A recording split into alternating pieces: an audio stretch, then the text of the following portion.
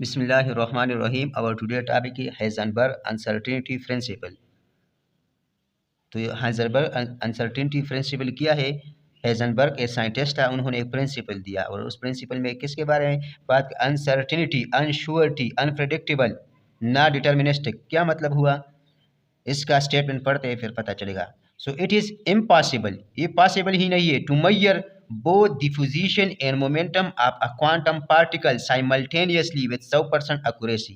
क्या मतलब हुआ कि हमारे पास जो माइक्रोस्कोपिक पार्टिकल है, माइक्रो पार्टिकल है, like electron, proton, neutron, neutrino, anti neutrino, ये हमारे पास वो पार्टिकल है जिसको हम क्वांटम पार्टिकल कहते हैं, क्योंकि बहुत ज़्यादा माइन्यूट होते हैं, बहुत ज़्यादा स्मॉल होते हैं और उसको हम इजीली डिटेक्ट नहीं कर सकते। तो अगर हम ऐसे particle, quantum particle, micro particle like electron, proton, neutron का अगर पोजीशन मेजर करना चाहते हैं और इसका मोमेंटम मेजर करना चाहते हैं एक ही टाइम पे, एक ही वक्त में, तो दोनों में कुछ ना कुछ एरर आएगा। अगर पोजीशन में एरर कम है तो मोमेंटम में एरर ज़्यादा होगा। अगर मोमेंटम में एरर कम हो मतलब वो ट्रू वैल्यू हमें नहीं देगा। पोजीशन का अगर वो ट्रू वैल्यू के करीब पहुंचता है तो मोमेंटम में फिर वो ट्रू वैल्यू से डिविएट कर जाएगा। मतलब क्या हुआ कि हम एक ही टाइम में दोनों का एक लाइक लेट्स सपोज इलेक्ट्रॉन का पोजीशन, उसका पोजीशन क्या है, कहाँ पे है, और उसका मोमेंटम क्या है, ये दोनों हम नहीं फाइंड कर सके। ये पॉसिबल ही नहीं है, ये इम्पॉसिबल है। अब क्यों पॉसिबल नहीं है? कि हमारे पास ऐसे अपैरेटस नहीं है जिसे हम इसको फाइंड कर सकते हैं, या अभी तक बने नहीं है। तो ये अपैरेटस की बात नहीं है, ये जो हमारे पास अनसर्टिनिटी है ये अपैरेटस की वजह से नहीं है कि बस हाँ हमारे पास अपैरेटस नहीं है। अगर हम अपैरेटस बिल्कुल ऐसे अपैरेटस बनाए जो कि बहुत एडवांस हो तब भी ये इसमें अनसर्टिनिटी रहेगा।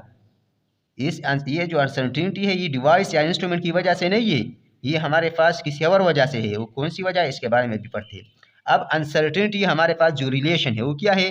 Del x uncertainty in position, uncertainty in momentum is greater or equal to H divide by 4 पाई।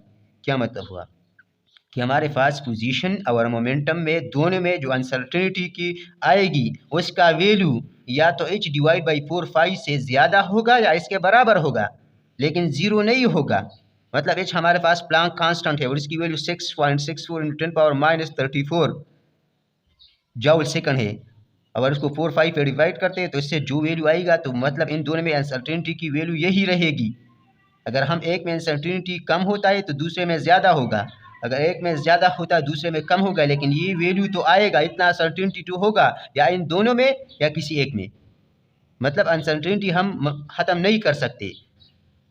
लेकिन क्यों नहीं ख़त्म कर सकते? क्यों ये अनसर्टिनिटी है? असल क्वेश्चन तो यही है कि इसमें अनसर्टिनिटी किस वजह से है। जब इंस्ट्रूमेंट की बात नहीं है तो अनसर्टिनिटी कहाँ से आ गई? क्यों हम मेजर नहीं कर सकते पोजीशन और मोमेंटम को एक साथ 100% एक्यूरेसी के साथ? क्यों नहीं मेजर कर सकते? क्यों? अगर इसमें अनसर्टिनिटी कम होती है तो दूसरे में ज़्यादा होती है। अनसर्टिनिटी मीन गैर यकीनी, ट्रू वैल्यू नहीं, जो कि डिविएट कर रहा है ट्रू वैल्यू से, जो कि हमें एग्जैक्ट वैल्यू नहीं दे रहा है, उसको अनसर्टिनिटी कहते हैं। But why not possible? असल क्वेश्चन तो यही है कि पॉसिबल क्यों नहीं है। तो ये जो पॉसिबल नहीं है ये हमारे पास है क्या? Dual nature. Dual nature, dual nature क्या है? जैसे हमारे पास इलेक्ट्रॉन, प्रोटॉन, न्यूट्रॉन या माइक्रो पार्टिकल, ये हमारे पास तो पार्टिकल है ही, लेकिन ये एक एज अ वेव भी बिहेव करता है। इसके साथ एक वेव भी होता है, कभी पार्टिकल बिहेव करता है कभी वेव। जब हम इसको देखना चाहते हैं, इस पर लाइट स्ट्राइक करना चाहते हैं, तो वो ये नहीं है कि वो बिल्कुल पार्टिकल है, वो कभी कभी वेव की तरह भी बिहेव करता है। और उसके साथ, उस पार्टिकल के साथ जो वेव्स एसोसिएटेड होता है, जिससे हम इंफॉर्मेशन लेते हैं कि हाँ इस इलेक्ट्रॉन का या इस प्रोटॉन का पोजीशन कौन सा है और इसका मोमेंटम कौन सा है, तो फिर वो उसके वेव्स से हमें लेना पड़ता है, उसका वेव फंक्शन से। लेट्स सपोज ये हमारे पास एक इलेक्ट्रॉन है और इसके साथ ये वेव एसोसिएटेड है, जिसका ये वेवलेंथ है, ये है λ1। ये दूसरा है, ये दूसरा है हमारे पास, क्या है? दूसरा वेव है, इसका वेवलेंथ है λ2। अब हम इसमें कहाँ पे देखें हमारे पास इलेक्ट्रॉन या पार्टिकल की प्रोबेबिलिटी कहाँ पे ज़्यादा है? हमें नहीं पता, हमें पता नहीं, क्योंकि हर जगह वेव तकरीबन सेम है, ये वेव्स भी ये वेव भी। तो हम फिर क्या करेंगे, अगर हम इसमें इलेक्ट्रॉन का पोजीशन फाइंड करना चाहते हैं, इलेक्ट्रॉन यहाँ पे है, यहाँ पे है, यहाँ पे है, तो फिर हम इसका फिर इन वेव का सुपरपोजिशन लेंगे। सुपरपोजिशन का क्या मतलब हुआ कि हम इसका प्रोबेबिलिटी डेंसिटी फाइंड करेंगे। जिस तरह ये देखे यहाँ ये जो हमारे पास इसका वेवलेंथ कम हुआ है, तो इसका मतलब है कि इलेक्ट्रॉन इनके दरमियान कहीं पे है। पहले वेवलेंथ इतना था, अब इतना हो गया, मतलब ये कि हमने यहाँ सुपर इम्पोज किया, कहाँ पे है, तो इसमें अब डेल एक्स में पोजीशन में हमारे पास जो अनसर्टिनिटी है वो कम हो गई, क्योंकि यहाँ पे कहीं होगा, क्योंकि वो हमारे पास वेवलेंथ कम हुआ, वेव फंक्शन कम हुआ। लेकिन अब मोमेंटम का क्या होगा, तो आया मोमेंटम में अनसर्टिनिटी इसमें कम हुआ तो मोमेंटम में ज़्यादा होगा। अब किस तरह ज़्यादा होगा, अब ये मोमेंटम आया इस वेव का मोमेंटम या इस वेव का मोमेंटम, हम किसका फाइंड करेंगे। अब इसका अवर हमने इसका सुपर इम्पोज कर दिया, वेव फंक्शन को का सुपरपोजिशन लिया, वेवलेंथ को हमने कम कर दिया। तो अब वेवलेंथ कम कर, इसका मतलब ये कि हमारे पास अब देखें इलेक्ट्रॉन न यहाँ है या न यहाँ है, बल्कि कहाँ पे है, इस रीजन में है, इस रीजन में। यहाँ प्रोबेबिलिटी डेंसिटी ज़्यादा है, वो फंक्शन की वैल्यू ज़्यादा है, तो इसका मतलब ये है कि यहाँ हमारे पास वो पार्टिकल, वो इलेक्ट्रॉन, वो प्रोटॉन यहाँ पे होगा, तो डेल एक्स की वैल्यू क्या हो गई, कम होगी। लेकिन यहाँ पे हमारे पास मोमेंटम में जो अनसर्टिनिटी है वो ज़्यादा होगा अकॉर्डिंग टू अनसर्टिनिटी रिलेशन। एक में अगर आप पहले पोजीशन यही था, हम पता नहीं था कि इलेक्ट्रॉन यहाँ है, यहाँ है, यहाँ है, फिर हमने उसका जो पोजीशन है, उसका जो डिस्टेंस है वो कम कर दिया, मतलब पोजीशन के तकरीबन हम थोड़े से करीब पहुँच गए, तो मोमेंटम में अनसर्टिनिटी आ गई। अब हम आवर भी उसका पोजीशन कम कर दिया, वेवलेंथ कम कर दिया, सुपर इम्पोज कर दिया, प्रोबेबिलिटी डेंसिटी यहाँ पे ज़्यादा है, तो इसका मतलब कि यहाँ डेल एक्स कम है, मतलब क्या होगा कि हमारे पास यहाँ पे इलेक्ट्रॉन यहाँ पे कहीं होगा, लेकिन अब इतना वाइड नहीं है, तो इसका मतलब अनसर्टिनिटी पोजीशन में कम हुआ, लेकिन यहाँ हमारे पास मोमेंटम में ज़्यादा हुआ। अब मोमेंटम का जो वैल्यू हम एग्जैक्टली मतलब हम उसका जो वैल्यू फाइंड करेंगे वो डिविएट करेगा ओरिजिनल वैल्यू से, हम सर्टेन नहीं कह सकते। यहाँ पे देखिए, यहाँ पे डेल एक्स ज़्यादा है, मतलब हमने सुपर इम्पोज नहीं किया, तो यहाँ हमारे पास अनसर्टिनिटी किस में ज़्यादा हो गई, पोजीशन में, यहाँ इलेक्ट्रॉन है, यहाँ है या कहाँ है, लेकिन मोमेंटम में कम है। अब किस तरह, तो आइए दूसरे तरीके से समझाता हूँ। ये हमारे पास del X del P is greater or equal to H upon 4 pi. सबसे पहले तो इसका मतलब क्या है, दूसरी बात कि आया ये हमारे पास जो अनसर्टिनिटी है ये सिर्फ पोजीशन और मोमेंटम के दरमियान होगा, मतलब ये कि हम अगर एक पार्टिकल का पोजीशन फाइंड करना चाहते हैं तो उसका जो मोमेंटम है उसमें अनसर्टिनिटी ज़्यादा होगा, अगर एक में कम तो दूसरे में ज़्यादा, या कोई और भी है। तो हमारे पास अनसर्टिनिटी की तीन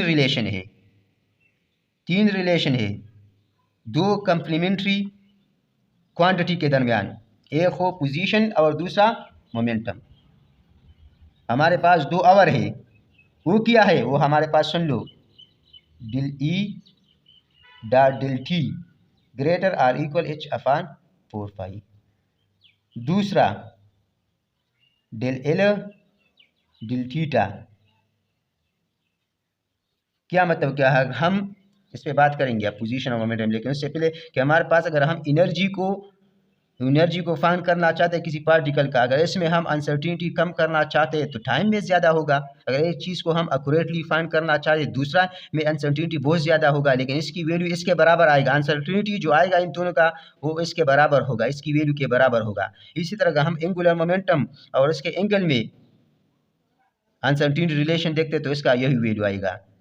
तो अगर एनर्जी में अनसर्टिनिटी ज़ीरो है तो टाइम में फिर इतना होगा, अगर एंगुलर मोमेंटम में अनसर्टिनिटी ज़ीरो है मतलब श्योर हमें पता है और उसकी वैल्यू ठीक है तो फिर एंगल में इतना होगा, या अगर टाइम में अनसर्टिनिटी इतना है तो फिर एनर्जी में, टाइम में अगर जीरो है तो एनर्जी में फिर यही होगा, या अगर दोनों में एक में इसमें भी कुछ अनसर्टिनिटी है और इसमें, तो दोनों का वैल्यू यही, मतलब ये कि अनसर्टिनिटी की वैल्यू हमेशा इसके बराबर आएगी, h divide by 4 pi 6.64 into 10 power minus 34 को डिवाइड कर लो 4 मल्टीप्लाई 3.14, तो उसकी जो वैल्यू आएगी अनसर्टिनिटी यही होगी इन दोनों में या किसी एक में, लेकिन वैल्यू यही आएगी। अब आते हैं अपने टॉपिक की तरफ।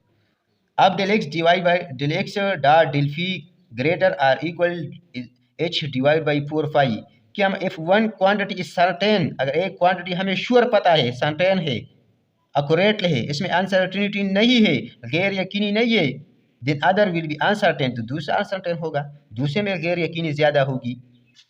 ये नहीं है कि हम एक साथ दोनों को श्योरली सर्टेनली फाइंड कर सकते हैं, नहीं। अगर एक में अनसर्टेनिटी जीरो है तो दूसरे में होगा कितना, इतना।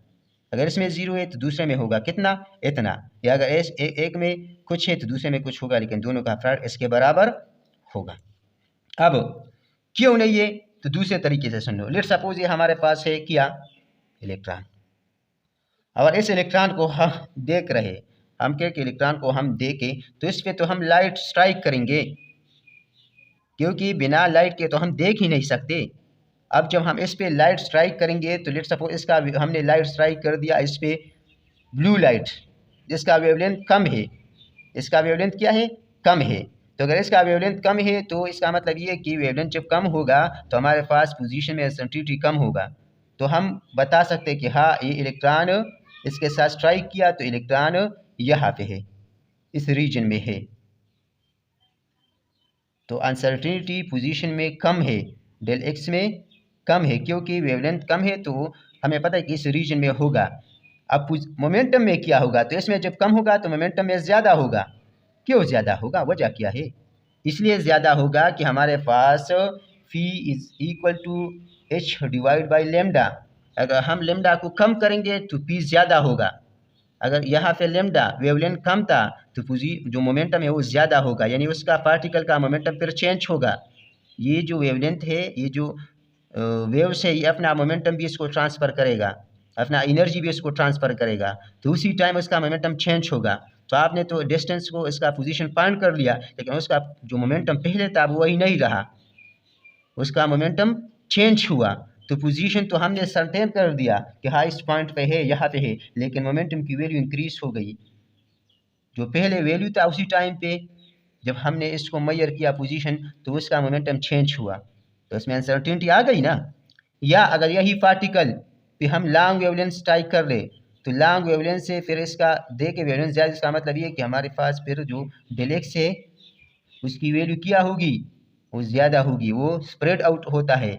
अब हमें पता नहीं है कि इलेक्ट्रॉन यहाँ पे है या यहाँ पे है, इस तरह इस केस में था।